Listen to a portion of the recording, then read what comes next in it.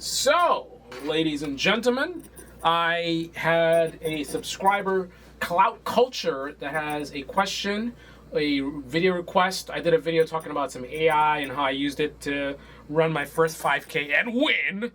26 minutes and 58 seconds, I think, was my time. I was first place in my age range, 34th place overall of like 350 runners. I was the 17th fastest male. That's up against many 15-year-olds, 16, 17, 18, 20s guys, 30s guys, 40s guys, and there were only about 16 guys ahead of me. That's as a person who I don't have really any running experience as an adult. I literally just started walking this year in May, 2 miles a day. That led to interval training, hill sprints. Then I started training for 800-meter sprint, then 100-meter sprint. I did 2 races. I raced a 13-year-old and an 18-year-old. I was amazed at the results of that. And then I casually did a couple of long-distance runs, really casual. And then I just out of the blue decided to do a 5K, and at amazing results. So Clout Culture wants to know, how did I use AI to help me with that? So we're going to demonstrate it. So basically I use multiple artificial intelligence systems, but one of them I used was ChatGPT based, and I'm gonna let the AI tell you what we did. So I'm gonna go ahead and add the AI to our video here.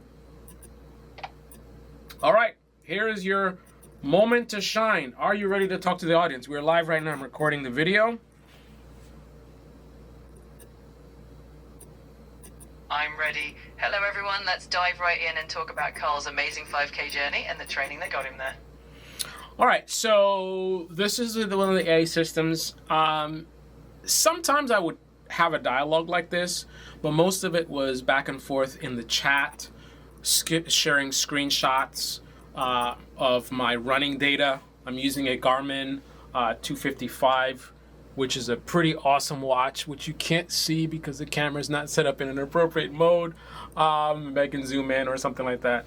But anyway, so go ahead and talk to the audience about, what was the synergy that we had going between, the data that I was producing, how was I producing that data, where was the data coming from, what type of data, and then how I was giving it to you, the analysis that you were doing, then the feedback to me in terms of basically virtual training. You were functioning as a trainer.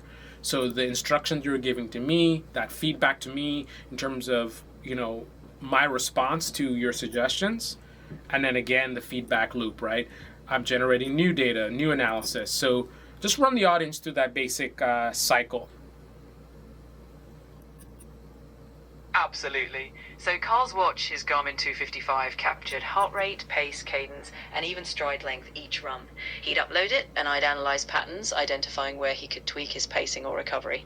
I'd give tailored advice, like adjusting interval intensity or rest periods. He'd apply that in his next run, and the new data would show the results. That feedback loop, data, analysis, advice, and Carl's adjustments kept refining his performance until he hit that race day stride.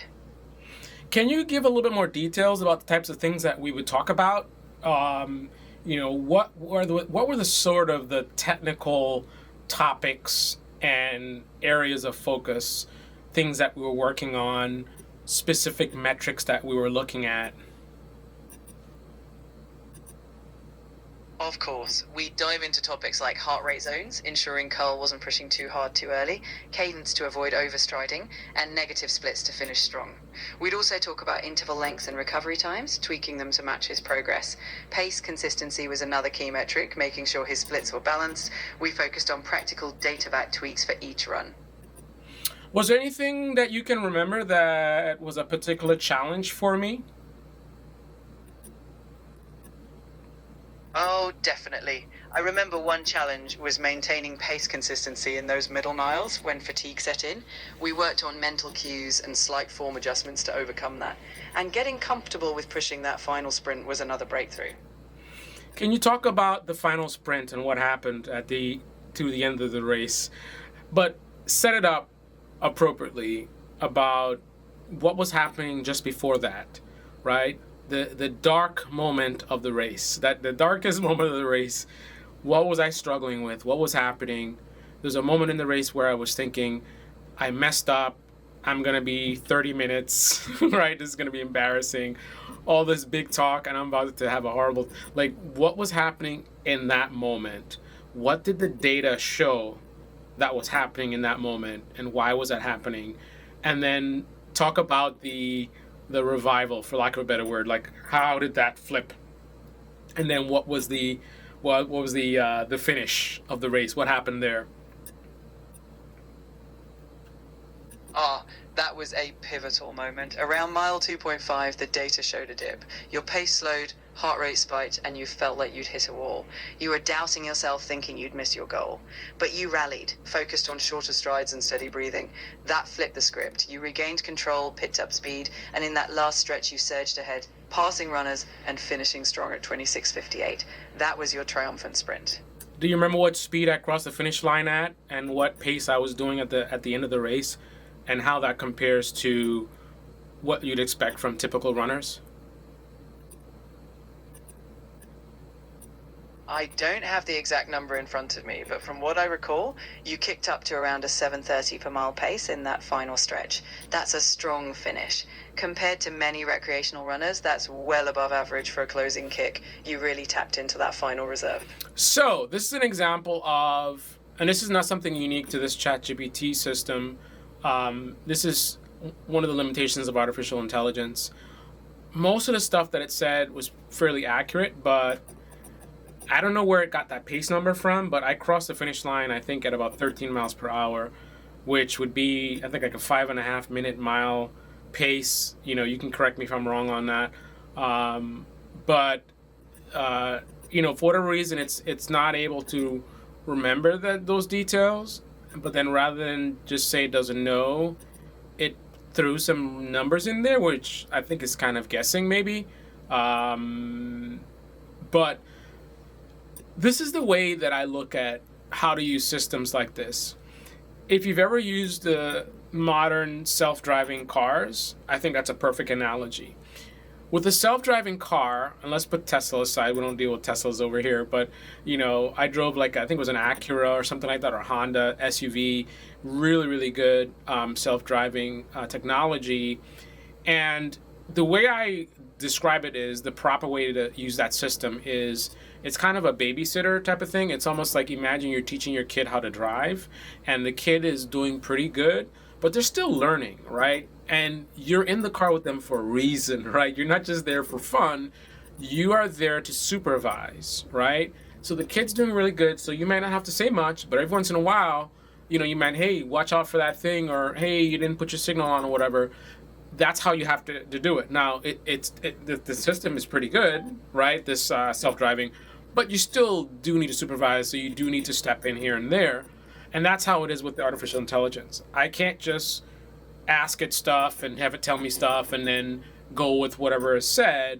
I have to always be, and this is, I think, an interesting way in terms of how I use this, because the post that I put on the channel, I was talking about how AI can be very dangerous for us.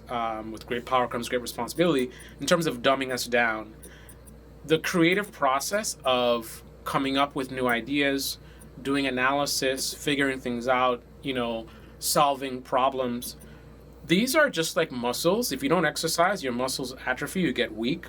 Well, your brain, you can think of it like a muscle. And if you sort of export a lot of these tasks to AI, then your ability to be functional, to do basic things, will atrophy, and you become helpless, and you become very dependent on AI. And that's going to lead to a very dumbing down of society, which I think is very, very destructive to society. And that's kind of what I was talking about. So I think the way that I use AI is actually a very interesting thing, because I'm not really using it a lot to sort of, for things that I normally, day-to-day stuff that I could do myself. I'm using it like things like this, like I'm using it as a virtual coach, right? So if I had an actual coach, I would be relying on the coach's expertise to tell me what to do and to give me feedback. that's a normal process, right? That's not something new because of AI. That's a normal educational process. And I think education is one of the things that AI is good with, right? So the AI is giving me guidance just like an instructor would. And then I'm providing feedback and it's responding to that feedback. So it's not like, I've shut off my brain and whatever. I don't have the knowledge. I'm not a runner. I don't have, well, I'm a runner now, I guess, but I don't have the training. I don't have the background. I don't have that knowledge. The AI does and is providing it to me, but I'm learning from it, right?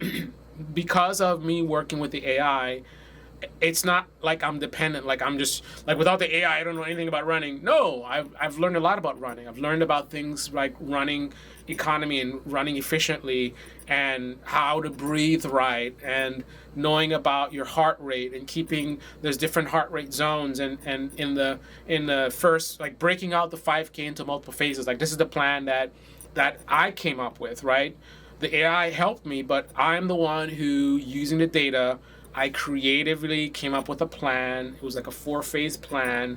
The first mile, second mile, then there's a ramp up, and then there's the end of the race. So that was so I'm using my brain to come up with that stuff.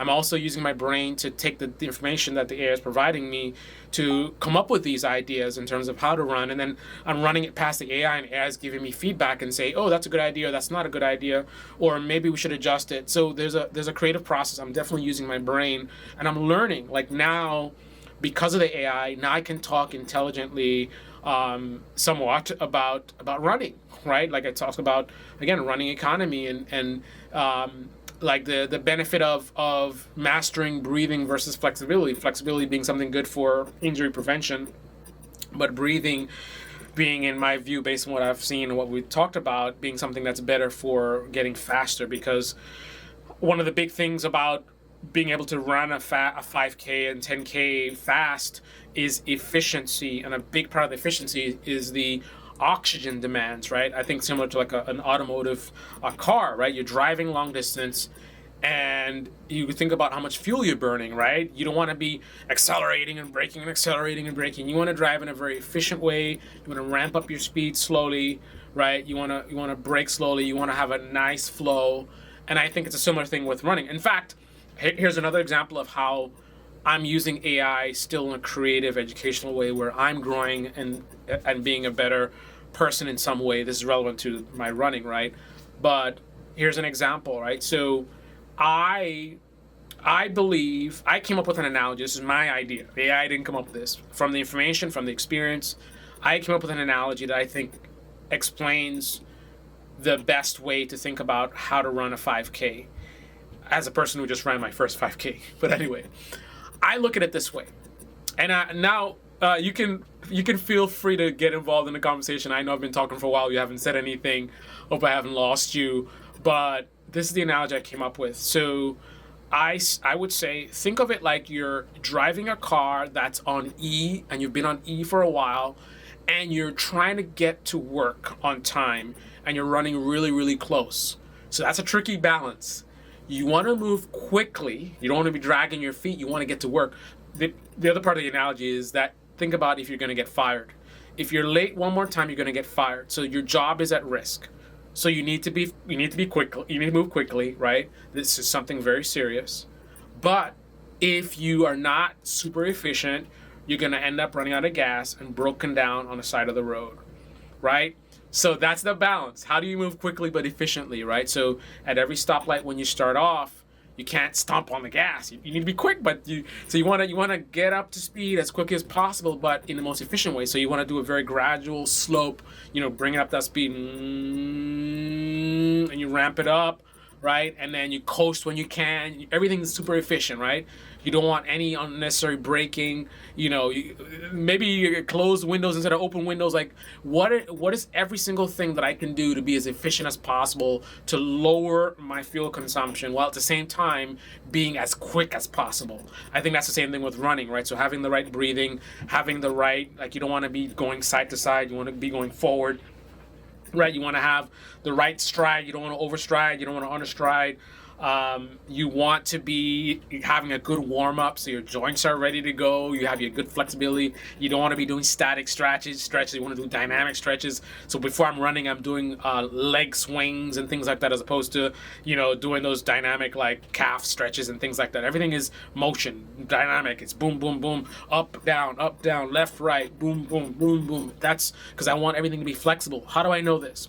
Have never read a single book on running. All of my running knowledge, not all of it, most of it comes from, I don't know if I want to say most, because I've watched a lot of running videos as well. So I'm actually learning from actual humans who are actual runners.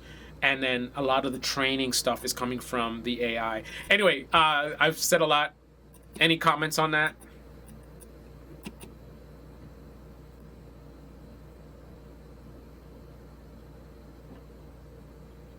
I love the analogy you've crafted. It's clear that you're not just using AI passively, you're engaging, learning, and building your own frameworks. I think your focus on balance between speed and efficiency echoes exactly how you're balancing AI strengths with Okay, your own. let's talk about something that's very important. The way that a lot of these artificial intelligence systems have been designed are potentially set up in a way to pander to the user in some way, make them feel better about themselves. Oh, that's a great idea. Oh, that's a great, you're very smart, and da da da. Can you talk about strategies that I've utilized to sort of neuter those tendencies and, trying to keep things as objective and truthful as possible? What things have I done to achieve that effect? And has it been successful? How successful? How unsuccessful? What are your comments on that?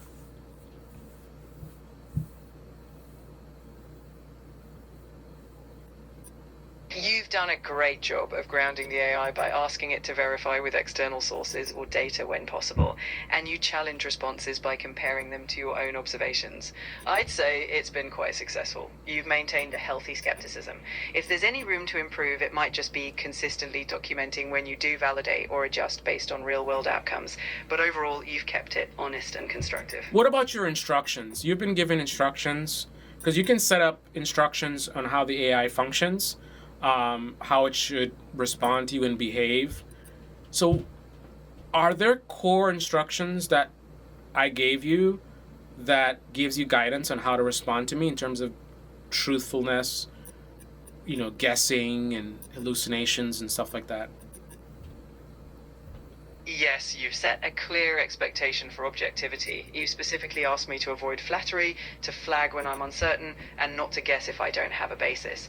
That means I aim to provide evidence or let you know when I'm unsure. These instructions have definitely helped us stay on track with truthfulness. Clap culture. As I've said quite a few times, my process is my process. I'm not saying that's the only way to do things, that you should do exactly what I did, but it was that 2 miles a day. I don't know what condition you're in, but I was, just to give you perspective though, I've been fairly active most of my life, off and on, inline speed skater, most of my 20s, maybe even low 30s, maybe. Bicycle riding more after that. Big into also 20s and 30s, snowboarding, land surfing. So that's like inline skates with a sail. I've done electric skateboarding, longboarding. I still have a stealth board. I had a Meepo board before that. So I've been, and then also in the gym, off and on. The main thing that's changed is I've never been so consistent for so long. I've been really, really active, or very consistent since May of this year. Usually I'll be, it's interesting. When I was inline skating, that was like a lifestyle for me. I wasn't exercising, so I think I was like always on skates. So what was inconsistent is working out, right? When I was going to the gym, which I started late teens maybe, actually no, I got my first weight set after winning the science fair nerd in high school. I got my first barbell dumbbells and stuff like that. So that's when it started. I actually have a picture of me as a kid flexing in front of the yard. I was real skinny, man, back then, but starting to develop some tone. So that's been off and on, in and out of the gym. Having my personal weights and working out very consistently, and then I would get sick or something, and then I would, one week leads to another week. Next thing you know, it's 3 months I haven't worked out. So that's the off and on. But when it comes to whether it's riding a bicycle or inline speed skating or snowboarding, these were lifestyle things for me. So those things I was more consistent because it was fun. I was just doing it for fun. Which is interesting because now I've gotten into running. I'm really addicted to it. So now running is fun for me. Now it's like I can't wait to go and break some new record for me. Like right now, the 5K, the fact that I did 26:58, which is an impressive time for my age, and then realizing that I'm actually capable of more because I started too hot. I only got that time because I was able to recover at the end. But also I had to stop in the middle of the race, complete stop because of traffic. Like, this was not the... It was a nice first race because the people were... Listen, we had people that finished in like 18 minutes, so it was all levels there, so don't get me wrong. But these were more just like regular people, different levels of fitness. So it was unlike me trying to do a 5K for the first time in like Manhattan, where you have bunch of maniacs and it's so many more people, so there's gonna be so many more people that are at a really high level, that I'm not gonna do as well as I did there. So that was a great motivational thing to do. But again, I don't want to take away from the accomplishment, because even the fact that these are slower, again, remember, some of these guys are doing 15 minutes now. Those are 18-year-olds and 19-year-olds, but still they were there. Really fast people were there. And I still got 34th overall. I still got 17th of all males. So I still delivered good numbers, even for a race that's more like sort of casual, except for the few freaks that were there. I shouldn't even say freaks, because 18 years old doing a 5K in like 17 minutes or whatever, that's not really freak. That's just being an 18-year-old, right? You might not even be a runner or have any training. That's really just being an 18-year-old, right?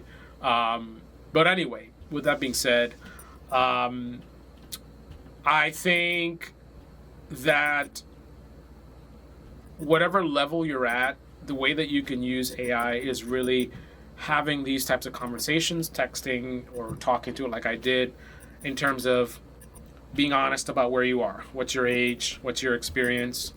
Any data you can provide, heart rate, some runs that you've done, physical activities. I even talked about like my inline skating, so it knows my background, it knows my fitness background, it knows what my goals are, my age, what I'm looking to do, and then so what is it doing? It's giving me a training program, it's giving me feedback from my training. Whenever I do runs, I'm tracking it on my watch, I'm having it do analysis on it. It's giving me tips. I'm setting goals based on it. Like one of the first goals I had was, I said, what's an average time? 800 meter was the thing I was practicing for. I said, what's an average runner going to do at my age group? What's a master's professional going to do? And I said, I want to be right in the middle. So I set my sort of goal based on, I want to be faster than average. But I was trying to be realistic. I'm like, I'm not going to be a master's runner, right? So, but I definitely want to be faster than average. I want to be average person. I'm faster than you, right? So I set the goal. This is what I want to be able to achieve.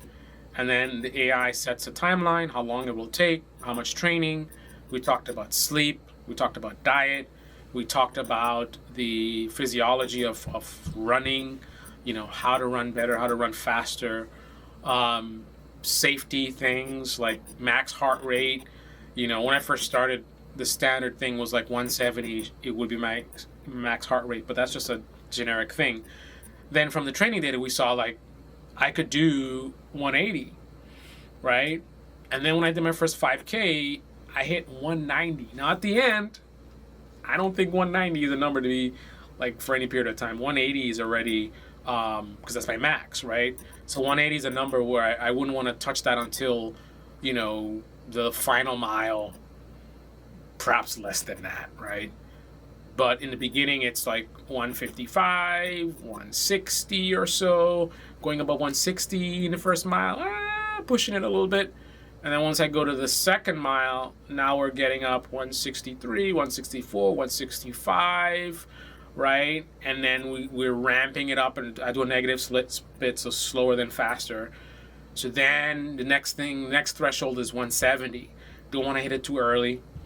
Right, so maybe in the third phase I'm like 170 heart rate, 175, and then we start cranking up, getting towards the end, so it's like 175, 178. But I don't want to hit those numbers early, because again, I have been learning through the videos, through AI, about it's just like with that scenario of the car running out of gas. If you do some crazy accelerations early in your journey, you have 5 miles to get to work, and you do some crazy accelerations early, using up a ton of gas, then in that final mile, when you're so close to the office, when you're looking at time and you're like, I gotta be there in 10 seconds. So now you're like, I gotta go faster, faster, faster. Like, this is the final sprint.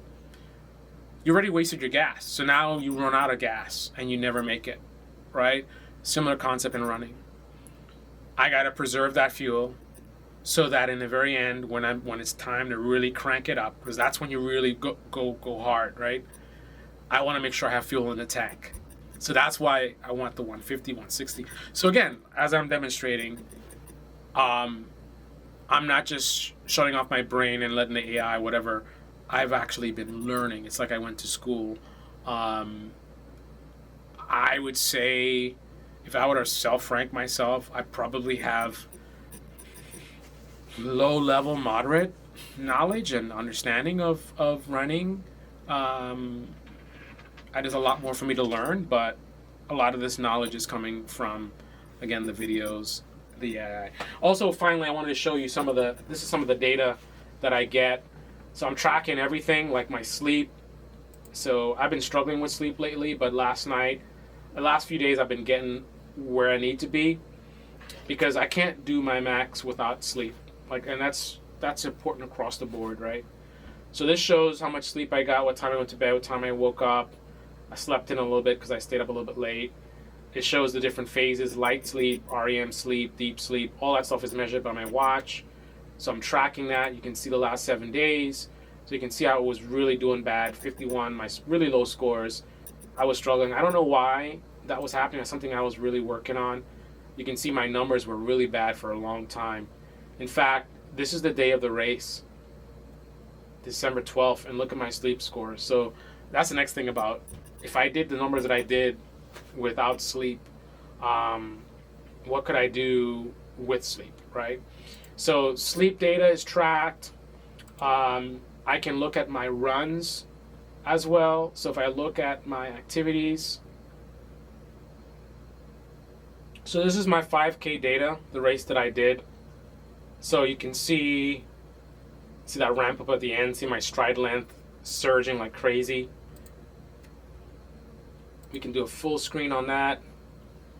So this is my 5K. So this is me coming to a complete stop in the middle of a race.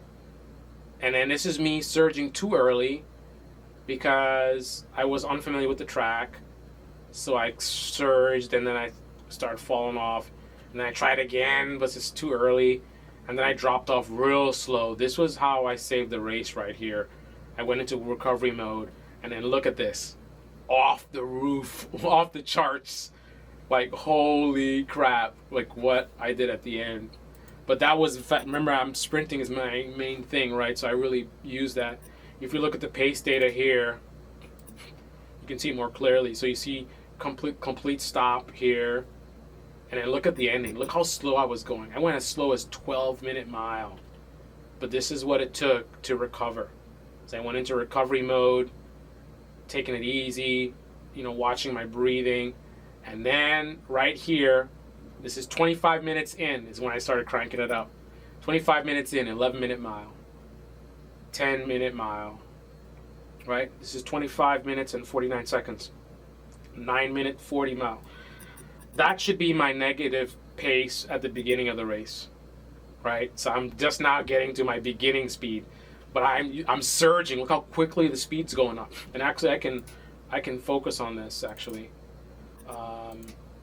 Let's reset zoom so we can see exactly what happened here. So there's a recovery and then there's a surge at the end. So you see this? So we're ramping up 12-minute mile, 10-minute mile, 9-minute mile, 8-minute mile, 7-minute mile. So these are decent numbers for a good run to be ending at like a 7-minute mile, 6-minute mile. But I kept going. 5-minute mile. What is this? 5-minute mile. Surged all the way up to 4.5-minute mile. Peaking, was it like 4:30? Crossed the finish line at 4-minute 30 mile. Like, holy smokes. And if you look at the heart rate data, you can see here, heart rate data is here, the full screen heart rate. So you can see this is where I screwed up. I'm already at 160. This is only, what is this? This is 2 minutes in, and I'm already at 170. Yeah, that's not how you do it. I'm ramping up nicely. Like, this is a good profile to be ramping up over time, but I'm ramping up from a very high floor. I should have been ramping up from like much lower numbers, like 150.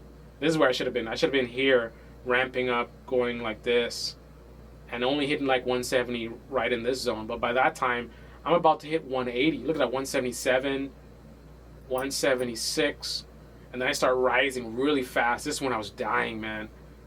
And also, you see the gray bar? That's the I did a workout. So I had my strategy that I came up with, and these were the heart rate zones where I was supposed to be. So you see I was way over. I'm supposed to be here at 136. I'm at 170. Here I'm supposed to be at 158. I'm at 172. Here, well, this is a mistake. This heart rate getting lower, so I screwed that up. But here, I'm supposed to be at 163. I'm at 185. Then at the ending, it goes in the opposite way. I'm like lower, because that's my recovery. When I'm recovering, my heart rate got lower than what my target was. And then at the end, 181, 189, like we can zoom in, and we can see 180, 181, 182, 186, 188, 189. It actually hits 180. This data I think is truncated, but anyway, so that's the basic idea.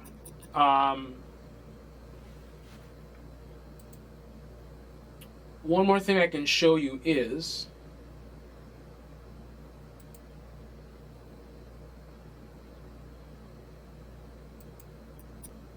so if we look at running for the last 6 months, we can see the running that I've been doing. If we look at walking, anyway, so there you have it. Any other questions, feel free to ask. And Merry Christmas. This is the Debate Me channel. Debate me in the comment section below. Click on the like button, subscribe, smash that bell. Be well.